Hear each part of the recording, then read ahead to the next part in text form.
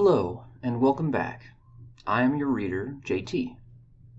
The following work is an untitled short story by the author Dice on Tumblr. You can also look them up as Sarah Blackwell on Patreon, and links will be provided in the description below. This reading was done and posted with the knowledge and permission of the author, and was inspired by the following writing prompt. You run a late-night radio show where people call in to anonymously talk about their biggest regrets. One slow night, someone calls in, and as they talk, you slowly realize that the caller is none other than Lucifer himself. Enjoy. I don't like talking to people, which is a strange thing for a talk show host to say, but it's true. The thing is, I don't like talking to people in person. Voices on the line are different. They can't see me, I can't see them. It doesn't make me anxious the way face-to-face does. So I've been working the midnight regret line for years, and rarely interact with anyone outside it, which makes me happy. People sometimes call just to get things off their chest, and it helps them if I listen. Most of them, though, want advice on how to handle their regret. The secret to giving good advice is pretty simple, and I worked it out early on. There are 3 keys to it. I have 2 staple pieces of advice, which I redress in language appropriate to each situation. The first one is the only actions you can control are your own. Whether I'm explaining that you can't stop someone from divorcing you, why your kid hates you now, or why you can't love someone into getting over an addiction, it all comes down to the same thing. You can't control other people. Your responsibility is for your own actions and choices. The second one is for problem solving. Apply the scientific method, basically. That's the best way I know to solve problems anyway. Most people don't know it, so I explain it in terms they can understand and coach them through a couple of applications. The third thing is to just listen. Really listen. People want to be heard, and I'm good at that. It's why I'm good at weeding out the fakes, and why people usually end the call feeling better. Some nights are quiet, and I play music or talk. I tell them often that anyone can call. It's okay if it's not something big, or if it is. If it's criminal, the recording will be passed on to the relevant authorities, but we won't do more than that. Sometimes kids call, or old people. Most people don't listen to them, but I do. I like to think I make them feel safe. This one night started like any other. I talked an old woman through rebuilding her relationship with her daughter, and a young man through a bad breakup. Then nobody called for a while, so I played some Vivaldi. Then the voice came on the line. A deep and very beautiful voice. It was like talking to Idris Elba or Christopher Lee, but with a hint of melodious accent that I couldn't place. I suppose, it said, and it sounded so sad, my throat tightened in sympathy, that my greatest regret is the breach with my father. I was disowned, cast out. I never meant for it to go that far. I didn't want to never see him again. I let my sympathy soften my voice, relaxing into my chair. Your voice shows if you're tense. I'm sorry, caller, I tell him, meaning it. Losing contact with your family, for whatever reason, always leaves a wound. A wound, yes, that's the right word for it. A wound that never heals. I heard the faint click as he shifted the phone in his hand. And he will never forgive me. He sounds so certain of it. It's sad. Caller, do you want to talk about what caused the breach? You don't have to. Only talk about the things you want or need to talk about. I will. He hesitated, then sighed. I've never talked about it. Not to someone who didn't already know. Forgive me if it's not very coherent. That's fine. It can be hard to put such intense emotions into words. Intense emotions. Yes, an understatement, but yes. He laughed very slightly, a huff of air that was as much relief as amusement. I didn't think it was a big deal at first. He was... oh, it's hard to explain.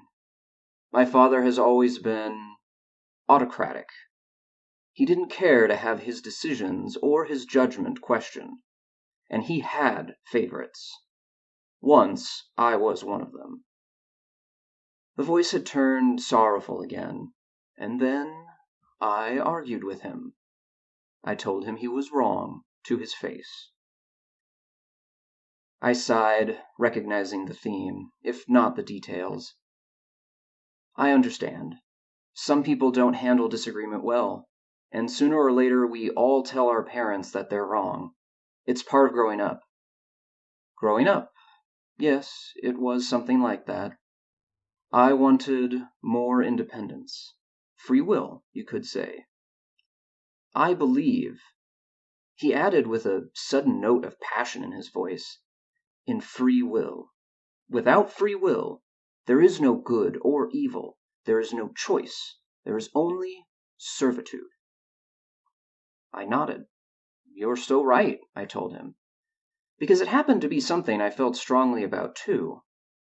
Caller, do you listen to my show often? Sometimes. Then maybe you've heard me say this before, but it's always worth saying again. The only person whose actions you can control is you, because that is the essence of free will. You have absolute control over your own choices, and none whatsoever over anyone else's. So I have always believed. He seemed pleased that I agreed with him. For good or for ill, we must all make our own choices. That's right. Some people took that the wrong way, though, so I kept going.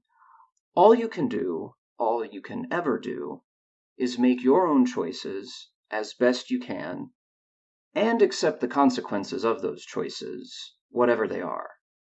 Your argument with your father led to your estrangement, right? Yes. Suddenly the voice was guarded. Did you express yourself honestly? Really tell him how you felt and what you genuinely believed to be true? Yes. Then I don't think you should regret that, I told him gently, wanting to reassure him. Even if you look back now and think that there are things you should have done differently, if you, at the time, meant what you said and believed it to be true, then it was probably something you needed to say, whether he wanted to hear it or not. Even if you think you were wrong now, it was true for you then. You shouldn't blame the younger you for not knowing everything you know now.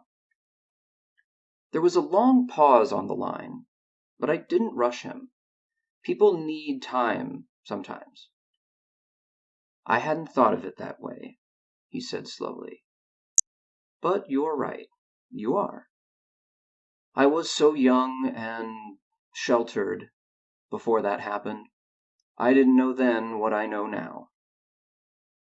That's something I hear a lot. People tend to look back on the things that happen when they were children or teenagers and think, oh, I should have done this thing instead, without taking into account that they may not have had the knowledge or understanding then to realize that the alternative even existed. Your judgment changes so much as you age and gain knowledge and experience. You may look back now and think, I wish I hadn't said that, but at the time, maybe it was something you needed to say. His voice broke, and for a moment there was a sudden hissing noise on the line, and I wondered what he'd accidentally turned on or off or up to make the sound. I did need to say it. I was unhappy and angry, and I needed to say it. Wrong or right, at the time, it was true for me. That's what matters. I leaned back in the seat, resting my feet on my desk. Listen, if you really regret the estrangement from your family, you can always try reaching out to your father. At least ask if he's willing to speak to you. And if he refuses, that's his call. All you can do is think about what you want to communicate about the argument and how you feel now, and decide whether or not you're ready to have that conversation. Then see if he is too.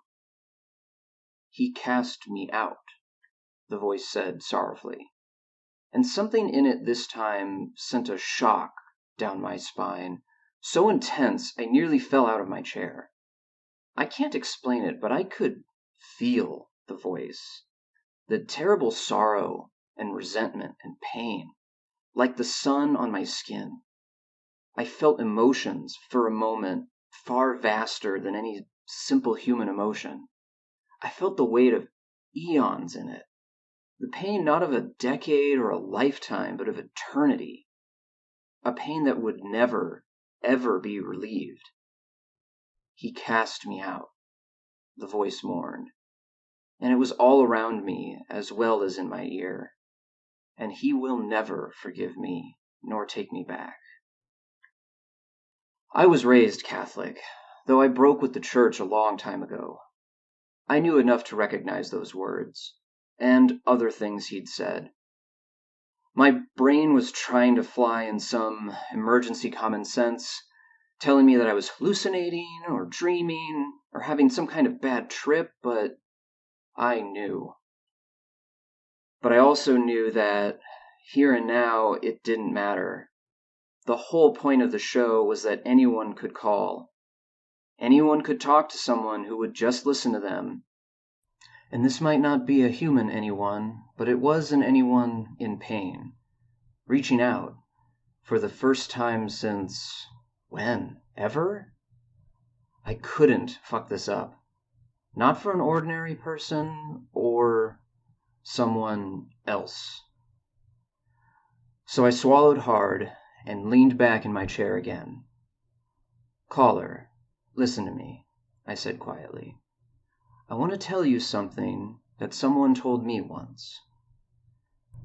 She told me that if I did what I was doing, details don't matter, then it would be too late to seek forgiveness.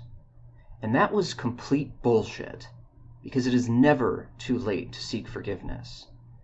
It can be too late to get forgiveness, because that's not in your control.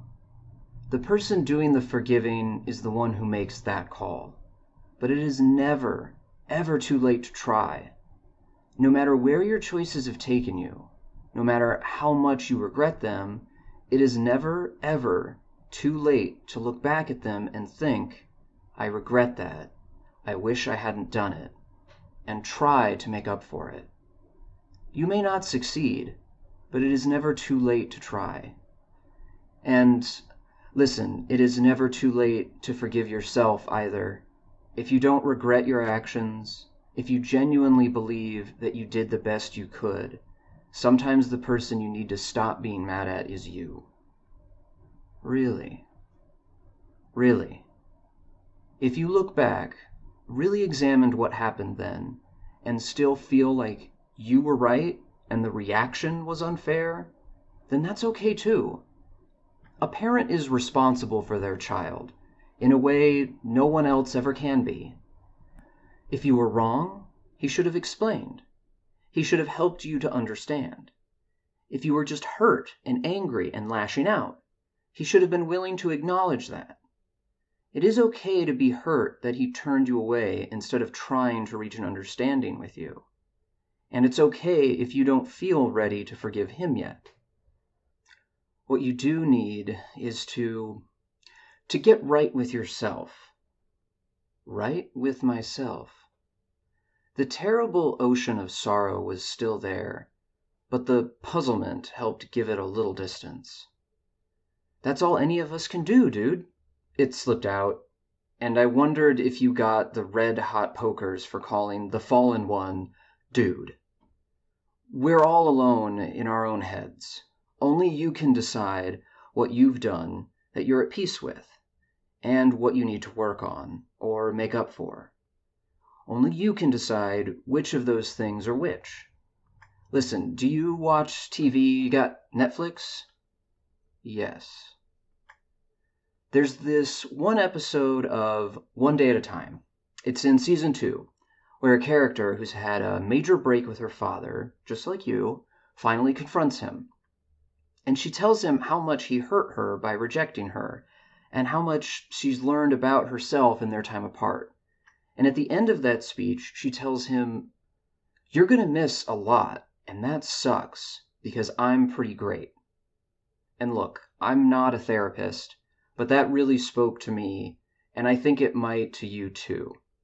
Whether your father will ever take you back, there's no way to know. But what matters is how you feel about you, about where you are and where you're going. I think your dad is missing a lot. Maybe he knows that. Maybe he doesn't. But what matters is how you feel, you know? How do you feel about yourself? There was another long pause. "I don't know," the voice said, and now I could feel the confusion in my bones. "I think I need some time to think about it." "There's no hurry," I told him. "Take the time you need. I'll be here if you want to call again. Just take some time to think about not what your dad thinks of you, or your friends, or your enemies, or whoever, but what you think of you, about what you want to change and what you don't." "I will. Thank you," the voice said, and I could tell he meant it. You get to know the different kinds of thank yous you get in this job. There weren't any more calls that night, and I wondered if the listeners had picked up on what the voice was broadcasting the same way I had.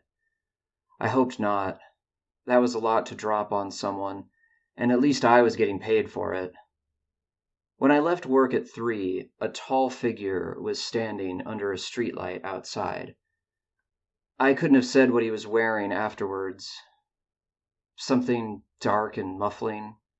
But whether it was a coat, or a cloak, or dark wings, I still don't know. He wasn't hiding what he was, anyway, and I stopped out of arm's reach and met his beautiful eyes without flinching much. "Hi. Did you know who you were talking to?" It was definitely the same voice. "Does that matter?" "It does." "Then yes, I figured it out around Cast Out. You were—" I waved a hand. "You stopped hiding that you weren't human then. I don't know if you meant to." "Not entirely." He sounded almost hopeful. "Did you mean what you said?" "Every word. I've had that conversation a lot of times. Parents let a lot of people down." I folded my arms. It was cold, and looked up at him. He was well over 6 feet tall. "And God, too. I was raised Catholic, and that didn't end well for me. The church isn't kind to people like me.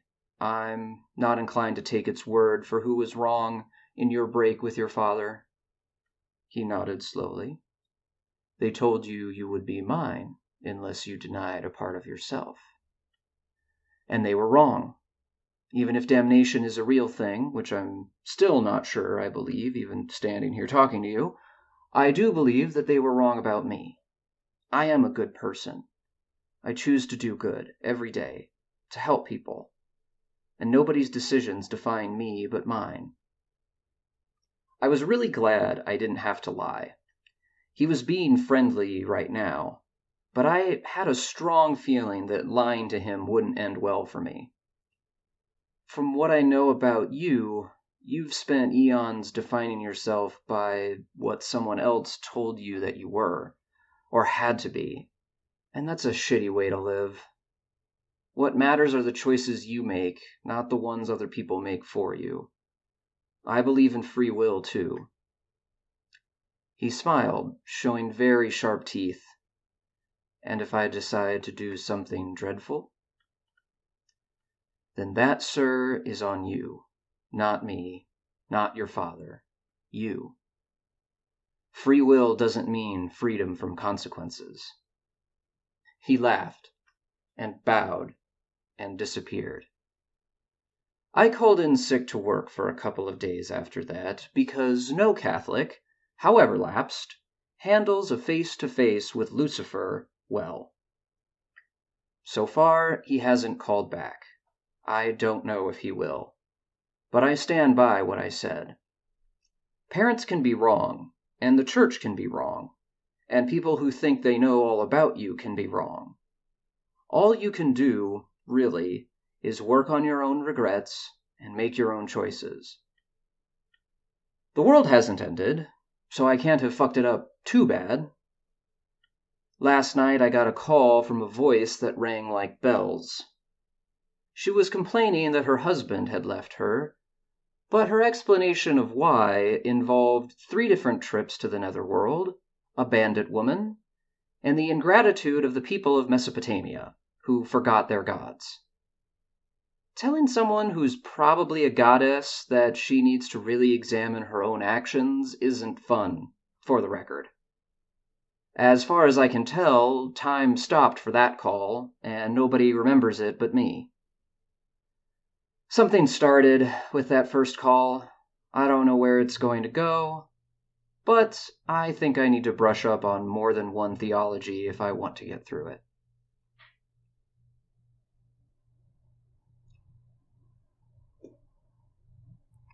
That concludes our reading. Thank you for listening.